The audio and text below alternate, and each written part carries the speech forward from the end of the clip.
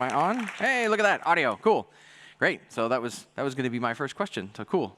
Not a lot of repeat. So, hi, my name is Dan. I'm one of the two co-founders of a security company called Phobos Group, and for everyone that's here that saw the last few talks about how apparently China is being a pest, one of the things that we do is we pretend to be China and Russia for money to make sure the blue teams know what they're doing and to make sure that like your $25 million security program is like doing what you want it to do. And in part of that, I run the red team side of the business. My co-founder runs the blue team side of the business. So we do more than just the attack stuff. But since I'm the attack guy, I'm presenting on the weird attack stuff. So that being the case, here's my slide full of all sorts of information that's probably mostly irrelevant because nobody's here to learn about me. You're here to learn about all the toys. So we're going to skip that.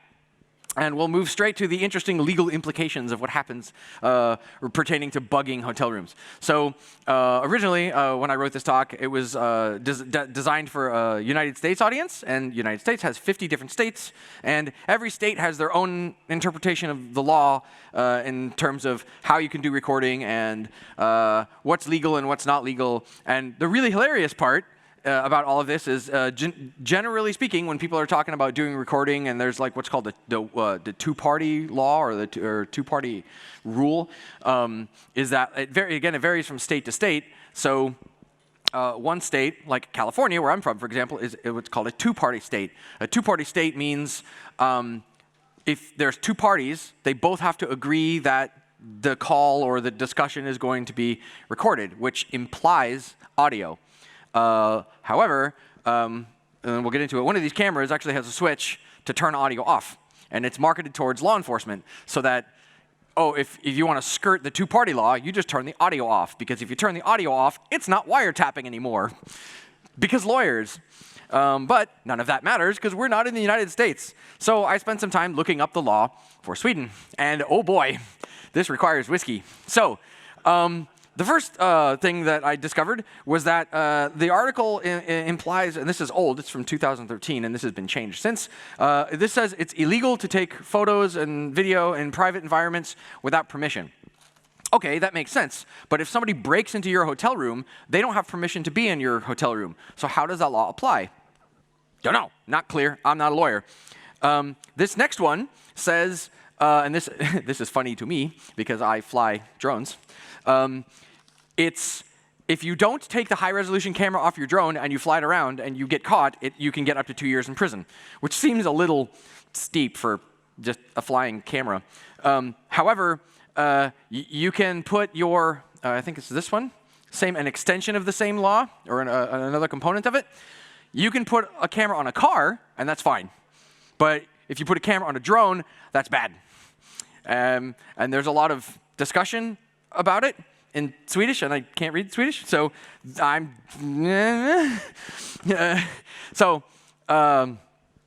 definitely not a lawyer. None of the stuff that I found specifically covers this topic, which is like defensively bugging your own hotel room for the purposes of identifying if somebody has surreptitiously gained access to your room and is doing evil maid attacks or stealing your stuff or planting their own bugs or what have you. I'm certainly not a lawyer. If you know lawyers in Sweden, I encourage you to find one and ask them about the scenario because spending some time looking around at the laws, it is unclear where this lives. So good luck, have fun, don't get caught. So again, understandably, this information is very portable. If you learn how to bug hotel rooms, like a hotel room, use your imagination. I'm not encouraging you to bug hotel rooms, but you know.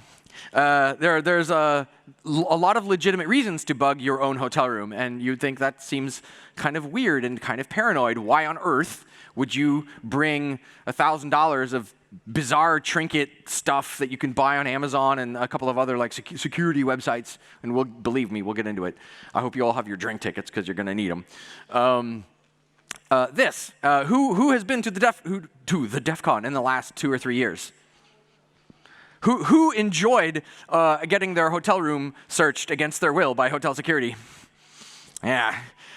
Who knew that you can go on, I think it was eBay, and buy Caesar's Palace polo shirts for like $15 and impersonate security and do hotel room searches yourself? That's fun, right? Like, And to make it, to add insult to injury, the people that are officially supposed to be searching hotel rooms in Las Vegas are making a joke out of it. And they're posing for pictures with other people's stuff in other people's rooms that they like. Yeah, it's a giant, ugly mess, and everyone hates it. So, cameras. And then I've been bugging my own hotel rooms for a while since I learned about this tool here on the right.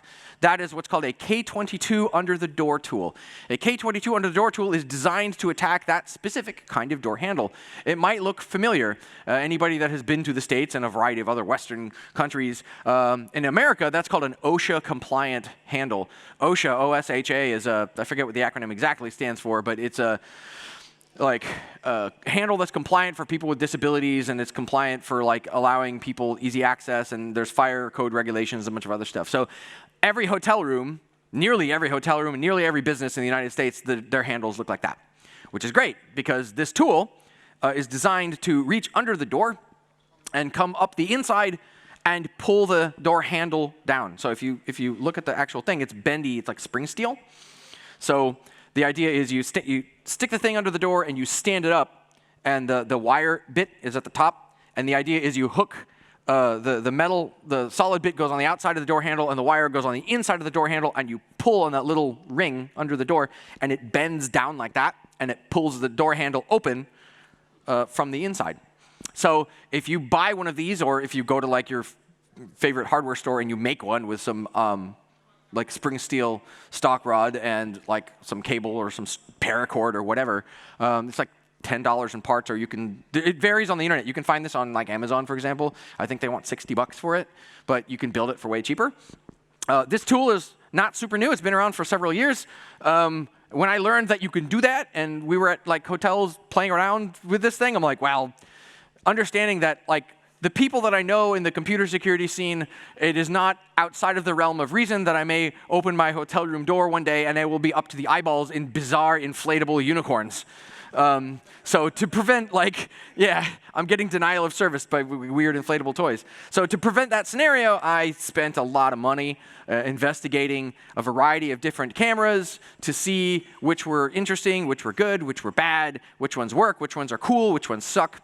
And I have a bit of a review, and that's what the most of this talk is explaining, here's how I got from point A to point B, here's what cameras are cool, here's what cameras are not cool. Some of these are internet connected, in that they will talk to a wireless network, and I will also be getting into how to establish a hotel room or a travel wireless network, which is super handy. If anybody's ever been stuck in a hotel room waiting for a plane, or if you get sick and you can't go, or whatever, if you end up in a foreign city where you don't know anybody and you're stuck in a hotel room, it's really nice to have a Chromecast and stream movies to the TV, little creature comforts, right? So a lot of cool stuff. So up first is this little guy, the LawMate Slim Black Box Camera. LawMate Slim Black Box Camera. It is super tiny. This is it. It's very little. It doesn't have any special features. It doesn't do motion. It doesn't have a web interface. Literally, the only UI are these little switches on the sides. You turn it on and it starts to record. You turn it off and it stops. Now, the interesting thing about this camera is that there's a Vibrate switch, so that if you turn that on, you can operate this camera without looking at it, because it'll give you tactile pulse feedback with a little vibrator, and it'll tell you what mode it's in and things like that. And this is the one that has a little switch for audio. So this one is fairly expensive. It was several $100s, which is absurd for this. But they target it towards law enforcement. So this is the videos that you see that make the news, where they invite some business person to a dinner and then surreptitiously, sneaky do the recording, and this is embedded in the side of a purse or something like that. This is the purpose of this camera. It's designed to be covert, to do interviews and things like that. This one isn't the best for bugging hotel rooms because it only has 2 hours of battery, and like I said, it doesn't do motion. Some of these cameras will start recording when they see motion, which is really handy. Unless there's weather, because then you have 2 hours of a lightning storm. That was boring. But yeah, interesting thing. Probably not the best for recording hotel rooms, but we'll have other interesting utility and feature for other stuff. which we'll also get into. This is some video from that camera from Kiwicon a couple of years ago. The date is horribly wrong. I forgot to set it. This is a buddy of mine trying to eat the camera.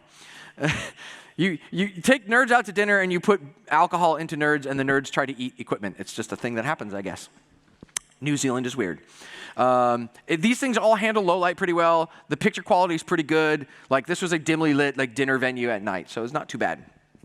The next one is this thing. It's a DIY Wi-Fi 1080p camera. This one is particularly interesting. This is the whole thing. It's got a JST connector if you're into like quads and RC stuff, because you can attach like a one cell. I think they want a one cell, or maybe, yeah, it's a one cell battery to this.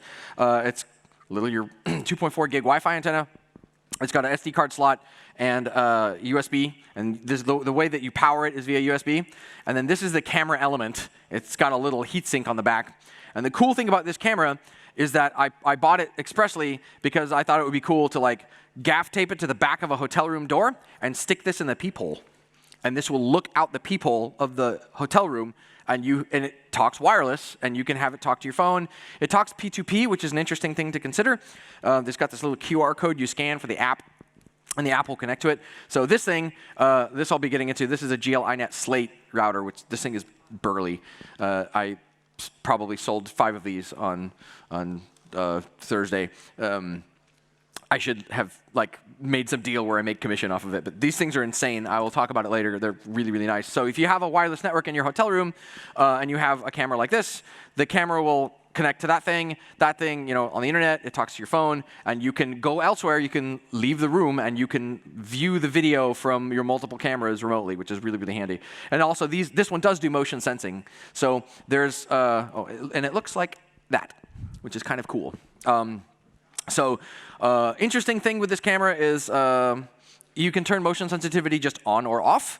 And there's no, like with more advanced cameras, like if you're familiar with other cameras like Foscam, Amcrest, Axis, IQI, that sort of stuff, you can like select a region of the picture to where you want to be detecting motion, or like you can mask it out. This has none of those advanced options. It's just a switch. It's either on or off. So buy yourself a bottle of whiskey in the case that your hotel room is like in front of one of the elevators in the hotel, because that'll go off a billion times. You'll have a billion photos, and all your stuff's going to run out of batteries because you're going to have lots of video and pictures blooping your phone every time somebody walks by your hotel room. This is what the alerts look like. If somebody walks by your hotel room or whatever, or walks up to your hotel room, it bloops your phone. It tells you, hey, I've detected motion. It does eat a little bit of battery on your phone, but everything does. Like, what doesn't, right? Like, if you run a VPN on your phone, like, you expect your phone to last more than 5 hours. So the next one, this is a LawMate PV500W. And this is the one that you see in Hollywood, like movies and television and stuff like that. This was a fairly expensive one. This is like a $500 camera. So this is the element, and this is a little switch. And the idea is that you put this in your pocket, and you run the switch up like your sleeve in your coat, and you can trigger it from your coat or wherever. And then this thing, and this is where it gets weird, it came with this little array of things. And these are all buttons, and the top one is a screw. So you can like take the button off, and you can like attach the button to the front of this thing, and there you go. And now it's a button. So the idea is you can like embed it in a coat, and now you have this like battery powered. This thing does talk Wi-Fi, but it's kind of silly because you have to bind your phone to it. It spins up an AP, and when that happens, obviously there's no internet because you're connected to a stub network. There's no route, and you can look at it. You can look at its picture. So yeah, we covered that. For anybody that couldn't see that. This is me grimacing at it when I learned that it doesn't do what it advertises on the box. It supposedly has motion detection mode, but I could never get it to work. It's probably a neat camera to use for a bunch of other circumstances, but probably not the best for bugging a hotel room. If you ever want to record a conversation and that sort of stuff, that's what it's good for, but not so good for like hiding in a hotel room to see if like you're getting an evil maid attack. Kind of neat, lots of money. Probably wouldn't have bought it if I knew that it was not exactly what I was targeting. This one, probably the most heavily used camera of all of my bugging hotel room experience. That's this guy. It's got many names. It's some janky Chinese OEM, Camscura hidden tilt camera. The cool part about this is it's got a little twisty head, and you can like twist the top and like hide it, for example, like maybe this, can I do it with this glass? Yeah, so you can like, imagine if this glass wasn't clear, you could like put it in the glass and just the top would be poking out. So it's a little bit covert, but it is a big black rectangle, which is troublesome if you have a hotel room that is entirely white, which we'll get into later. Fun thing, they make, this one's a Foscam branded one, but I went looking for this one because I think I wanted to buy another one, and I couldn't find it anymore. I think they stopped selling it, but I found this other like smaller version. It's not Foscam. It's the same deal. A little twisty head. I'll get into this one later. This one's my new one. I haven't done a full review of it yet. But this one has little IR LEDs on the front and the switches on the side, so you can turn it on. It does night vision. Same kind of idea. The Foscam camera has this like app that you download, and it talks. I suppose I could have spent a lot of time on this because it's basically like serial over USB, I'm guessing. And you plug this thing into the Windows machine. It's Windows only because, of course. And you have all these different options. This one's actually fairly interesting because it's got settings for motion sensing. It's got settings for vibration, like if it physically is moved, if it vibrates, it's got an accelerometer, I'm guessing, it'll start to record. And voice, it'll trigger on audio. And that's the interesting one. So like, if you have it triggering on audio only, and you have it sitting on a desk somewhere, and a lightning storm happens, then you get 2 hours of a lightning storm, and you're like, cool, that spent all my battery. Wonderful. So kind of neat. The battery's not the best, but like it'll get 45 minutes of recording. That doesn't mean 45 minutes of lifetime. Like if it's on motion sensing, once it accumulates about 45 minutes of recording time, then the battery will probably go out on you. Not bad. This one is the one I've probably used the most. Pretty fun stuff.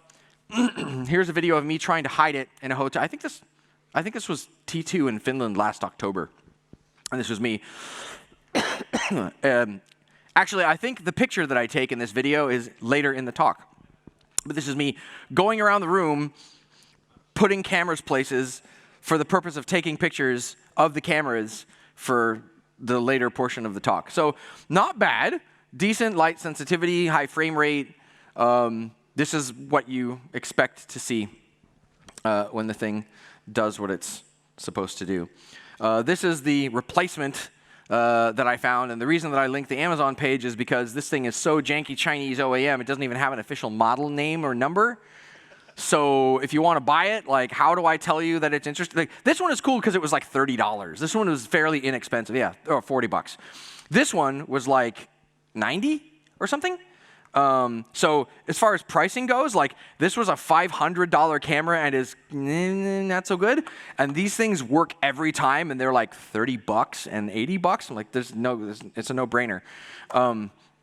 Same idea. This one has less features. You can't plug a computer into it and configure all that stuff like in the other one. This one just has some switches on the side. You can turn the IR LEDs on or off. It purports to have like 500 minutes of recording time, but I haven't had the time to mess with it yet. I left it on in my hotel room here, and I have not reviewed anything on it, so it could have a bunch of cool stuff on it. It could not. I'm not sure. I have to check. Pretty neat. Like that's stay tuned. I'll tweet about it or something. This next one, this one's pretty neat. This guy, a little bit larger. We're getting to the size where they're starting to become more and more difficult to actually conceal because this is kind of like a hockey puck. But this one is kind of burly. This one, for all the hardware people in the crowd, it's got these little rubber grommets. And if you open the grommet, there's I/O pins that you can attach stuff to. So if the camera detects motion and comes to life, it'll like trigger the pins or go 5 volts high, or you can configure it. And I had this actually built into a Halloween thing that I made a couple of years ago to scare my friends that are like, for some reason, deathly afraid of clowns.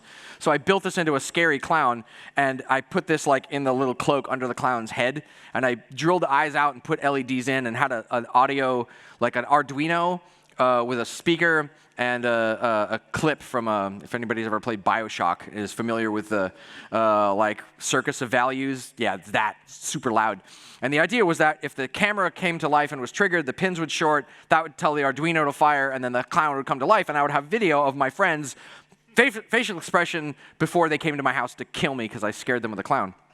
The face of this thing, there's this little rectangle here. This is one of those infrared motion detectors that you can turn on or off, which is pretty cool. And all this empty space we'll get into, these are actually IR LEDs that are illuminators in here. So this does night vision, which is kind of cool.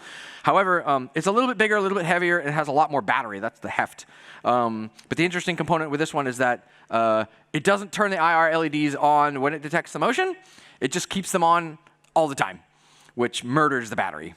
So like janky Chinese OEM, but on the higher end of janky Chinese OEM. And again, there isn't a switch on this one to control the IR LEDs. You got to plug the stupid app into it and configure it that way. It's fun times. And these are the extra options for that bigger version of the camera. So the PIR trigger is that little infrared sensor I mentioned. Same idea of voice sensor. And then you got your external trigger and your aux trigger out. So there's a second set of pins, and you can actually have something tell the camera to turn on, and vice versa. You can have the camera tell something else to turn on. So kind of handy, and you can use it in other applications, which is kind of fun. So here's a video of that. I don't have the audio attached to the laptop, but there's like a buzzing noise that you can hear, and everything is kind of purple. And the reason everything is kind of purple is because the IR LED is on. And again, this is another picture that I took that you will probably see the picture of later. And I think this was NBTCon in San Francisco a couple of years ago, or maybe last year. Yeah, so this is what you get out of the thing. This is me hiding it on a phone. Interesting stuff, not bad. It's a fun camera. I've deployed it before, and like I've had housekeeping staff come in to the room and saying in Spanish, "Oh, look, there's a camera." So one of the two most interesting things that I've ever caught. So I guess I'm not interesting enough for people to like sneak into my room. But I guess if I was, then maybe I had bigger problems. This guy, this is an interesting one. This is the biggest of the bunch. It's kind of beefy. This one is one of the most interesting cameras because A, it's battery powered. B, it has that deal where there's a microphone and a speaker. So like you can like push a button on the app on your phone and shout into it, and like in a little tiny voice come out the back. This thing has a camera element in the front that will move 180 degrees, and you can remotely control it through the app over the internet on your phone. So you can say, like, if somebody's in your hotel room, if you're monitoring an area, you can, with your thumb, pan across the app, and it'll actually move the camera element. Pretty neat, lots of battery. That thing will last for like 2 days. That's a $600 camera, which is egregious and staggeringly expensive for what it is. But we'll get into it. There's a website that sells these things that targets like law enforcement people. And of course, because they're targeting law enforcement people, they imagine that those people just have buckets and buckets of money. So this is sort of what you see. This is me. I think this was Kiwicon. Yeah, Kiwicon. This is in New Zealand. Me leaving my hotel room and that thing capturing me leaving. And then on the right, that's the app I'm talking about. You can like drag your thumb around and it moves the thing. It's pretty neat. You can adjust like picture settings and things like that, and you can flip it and rotate it. So if you need to like stand it on its side or glue it to the bottom of a table or something like that to hide it, like you have some options there, which is kind of cool. So getting into like the placement of these things, because now you know what they look like. They're all black, they're big, and they're square, and now you've seen them. Now everyone is going to be able to recognize, well, that's a hidden camera, and it's a janky one. Like, I am not an intelligence agency. I don't have access to the Ant catalog. I don't have like a whole fuzz farm or a whole team of people developing stuff for me. I'm just a dinky tiny person, and I have to buy my spy crap on Amazon. So, or Brickhouse Security, which, man, when we get to, I hope you actually have drinks. So, speaking to where to place these things in a hotel room that is mostly white in San Francisco, where on earth can you put one of these cameras? Well, I don't have a whole lot of time, so I'll go through this very quickly. But I've hidden it in the shadow underneath the table. Fairly decent, but when you get too close, like if they go looking, it's not super sneaky. To that end, like maybe you have to get creative. Maybe putting it in just a nook or a cranny or putting it on something in the room isn't the best because the room just isn't made for being able to hide this giant thing, the big black shiny box. So maybe, you hide it somewhere a little bit more clever, like gaff taping it to the bottom of a table, which to that end, if you're not traveling with a roll of gaffer's tape, you should probably travel with a roll of gaffer's tape because you can do weird things like gluing a wireless interface with an antenna to the outside of your hotel room window and aiming it at a customer, or other fun, ridiculous things like this, like gluing a table to gluing a table to the top of a camera, or vice versa, right? So to that end, also, here's one. This one, I thought this one was very clever. I was proud of this one. Where's the camera here? You're looking at, oh, there's no gaffer's tape. I can't hide it. Aha. Interesting. An actual practical application for this tiny little camera. We have a 2-hour window in which we want the shenanigans to happen. So interesting thing there. Another one, here's another, same hotel room. Where did I put the camera? It's hiding. Can you see it? Maybe. I stuck it behind the phone. So you got to get a little clever with these sorts of things, and you have to like flex your camouflage muscles. In this case, I actually, this one should be familiar because this was in one of the videos. I actually put the camera right on top of the phone. But from like 5 paces away, you'd never know. You have to be looking for it, right? It's just right in the open. Unless you're looking with a mobile phone. Because one of the things that you can do to detect if there is like janky Chinese OEM cameras somebody bought off, like an Airbnb, for example, like sneaky cameras or whatever, you aim your phone at it. And if you aim your phone at it, you're like, hey, look, infrared illuminators. It's plain as day. But yeah, it'll murder your battery. So what did I do here? It becomes obvious because like you can see it on the phone.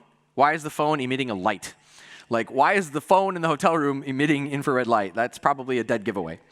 So to that end, like, where can you hide these things? In this case, I hid one up there, which that's not bad. It might fall. If somebody goes into your room, they won't see it. It'll get the back of their head, which may not be the best. But if they're leaving, they might. And the other risk that you face with these cameras is if somebody sees them, because a lot of these are not networked, they can just take them. And now somebody's been in your hotel room, and now they've stolen your camera. And you're like, well, crap. So there's that to consider. In this case, this one is fairly obvious. It's right there. Not so good. There's a practical application of the little DIY version of the camera, which is kind of cool. Here's my ultra covert job of hiding it on the back of the hotel room door with a bunch of gaffer's tape and running a USB line across the open doorway to a table where I have a big battery pack that I'm sure nobody will notice if they open as it falls on the floor and lands and slides. Totally covert, super secret. There's that LawMate PV500W that's gaff taped to the back of the thing, which is a little bit better because it has its own battery. But again, it doesn't really do motion sensing, and it doesn't talk to the internet, so you would have to go retrieve the video off the thing when you're done with it, which may not be the best. And to that end, now that I've shown you some examples of where to put cameras, I will show you where not to put cameras. In this case, it is very obvious that that is a thing, because when you look at that, that looks horrible and out of place. Putting it in plain sight and not doing a good job, also just know you're not doing it correctly. Now you're just being stupid. Just stop it. That one also not so good. Like, why are there envelopes hovering above the surface that they're sitting on? That's super obvious. That one's actually not bad. Black on black on black, you might be able to get away with that. Fuck no, what are you doing? Stop it. No, don't hide your $500 camera in the coffee machine. You're not going to have a good time, especially if they decide to run the coffee machine. Deciding to put the screw attachment on it to disguise it as a screw is also not going to help you in this scenario. Stop. Just no.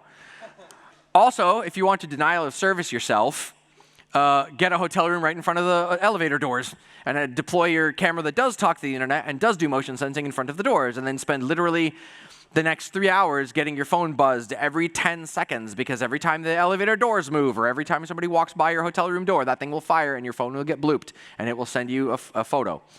And to that end, the insanity continues, because they will also sell you a $649 surveillance bucket. I didn't know you could buy a surveillance bucket, but great. Supposedly the use case scenario for your surveillance bucket is to put in like a construction site to see if people are stealing things, but like you can get this one for $30 and do the same thing. Like, okay. Yeah, and I'm fairly certain that security bucket has one of these in it, and this was like $100 or $150 or something like that. So I don't know why. I guess that's like full of lead acid batteries too. So imagine getting that delivered. And if that's not interesting enough, you can also have a surveillance rock. Here's a rock. It's a $500 rock with a camera in it. And I'm sure it's certainly just one of these that's embedded in the thing. So the thing to remember about these products is that they exist because there's a market for them. They wouldn't make these things if people didn't buy them. So if the surveillance rock isn't good enough and you want to surveil a bunch of nerds, maybe you get a $300 surveillance Monster Energy drink. Same sort of idea. It's just one of these little cameras and a battery packed into a can. But yeah, $300 for, all right. And then if that's not good enough, they actually make one that's a bottle of Mountain Dew, and the Mountain Dew, like, there's liquid on the top and the bottom so that it actually looks like it's a bottle of Mountain Dew. Same sort of a, yeah, $300 bottle of money. Yeah, not so good. One thought is they were just doing it to see who would buy it. Another is whatever, but I'm not spending $650 on a camera bucket.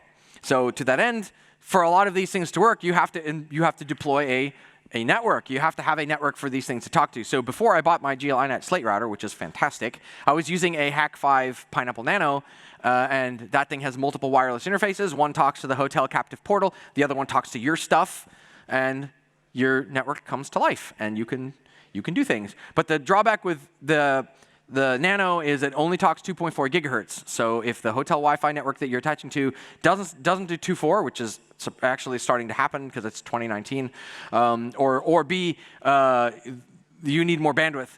This thing is not the fastest in the world, and if you want to stream video, you can knock this thing over and it will break and things like that. So I spent $65 and bought this guy, and this is ridiculously, like, for any Wi-Fi hackers in the room, this thing has 2 Atheros chips, a 2.4 and a 5 gig interface. It runs OpenWRT out of the box, and it's got a ridiculous amount of power and utility. It's got 3 gig interfaces, and it's designed to have like a 4G modem plugged into its USB port. So very, very awesome. This is like my new favorite. And this is the way that I architect my hotel or travel wireless network. So I have my various bizarre trinkets attached to my mitten-based networking device, talking to the shitty hotel captive Wi-Fi or my phone, and then the obvious batshit insanity that is the internet to complete our hilarious infrastructure for surveilling your own hotel room on a budget. That being the case, there is a little bit of OPSEC that you have to consider with regards to deploying this equipment. Like I said, if somebody actually does gain access to your room and they see one of these cameras, they can just take it and walk away, and then you're boned. Now, you know that there was somebody in your room, but you have no idea what they did. Watch your background because pertaining to certain laws, depending on who gets filmed. One thing to consider is that if you do catch a bunch of stuff on your camera, then it's sort of unenforceable because unless you share the video, nobody knows you have the video. So there's that to consider. But you need to check your placement, and if you're going to deploy cameras, deploy more than one, and you want to aim them kind of at each other. You want the fire sectors of the cameras to include the other cameras. So if one camera fires, you have to check the video on all of them, because if somebody gains access to your hotel room and steals one of your cameras, maybe another camera caught them. So it's like triple and quadruple redundancy, so that's something to consider. Imagine like a top-down coverage map. You want to look at like a floor plan and decide how to. It's fairly easy in a hotel room because they tend to be a square, but yeah. And again, if one camera trips, you have to review the video for all of them. Then I have a sort of wish list. Because having done this a lot, I'm demanding. I'm a demanding, whiny baby about this stuff, and I would love for the cameras that talk to the internet to have like an actual interface that I can aim a web browser at. Because it would be really nice to not have to plug a Windows box in, and like since I run a Mac, I can't plug a Windows box in. I have to spin up a VM to use that silly app to talk to the camera, and it's this bizarre, obtuse thing. But P2P also seems pretty shady. The way that these things work is like they talk P2P out to something on the internet and then your phone. And I'm sure that there's some exploitable nonsense that can go on there. I have not taken the time to look into that, but I'm sure that if I looked, it'd just be bananas ridiculous. But yeah, more polish would be really nice, and maybe a camera. Like if I had a wish list, I would add the ability to have like GPS in the camera, which you would think that's bizarre. But I would like to know if my camera gets up and walks away. So if the camera gets up and walks away, I would like it to like maybe catch fire or something. I don't know. That being the case, I'm actually a few minutes over. Ordinarily, I would do Q&A, but I'm going to get out of the way so that the conference organizers can do their thing. Please look me up or find me somewhere and ask me questions. I'm happy to share the toys and have you look around. Thank you very much for letting me rant about cameras on stage.